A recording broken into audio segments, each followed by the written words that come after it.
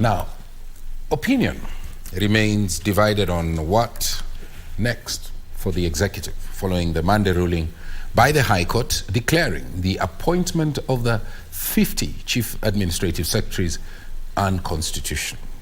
Now, while the defense lawyers hinted at the possibility of moving to Court of Appeal to challenge the decision, what really are the legal options that are available to them?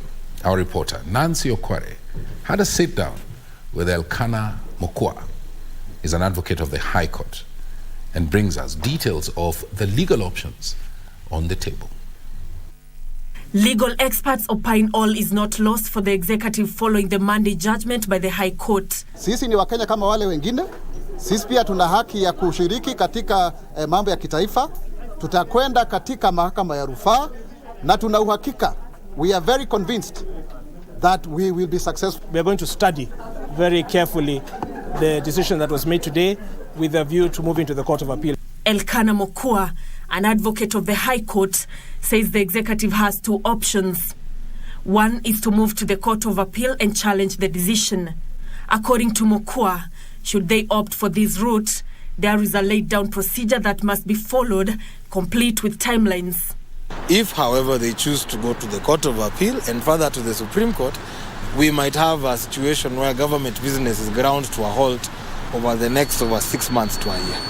But that is on the onus of the president. He's the one to tell us the direction. They have 14 days from yesterday to go collect the proceedings, prepare their documents, and go to the Court of Appeal and justify why it is they required 50 and not 23. However, Mokua notes the seemingly easiest way out would be for the executive to go back to the drawing board and explore option B. He can respect the law as has been declared at the High Court, go back to the drawing board, select the 23 he needs most to proceed. It is the shortest route out.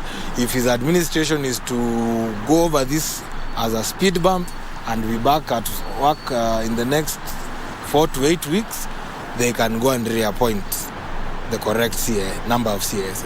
In a landmark ruling, the High Court on Monday ruled there was need for public participation in the appointment, even as it singled out the number of Chief Administrative Secretaries appointed was higher than the 22 Cabinet Secretaries provided for in the Constitution. Nancy Okware, Prime Edition.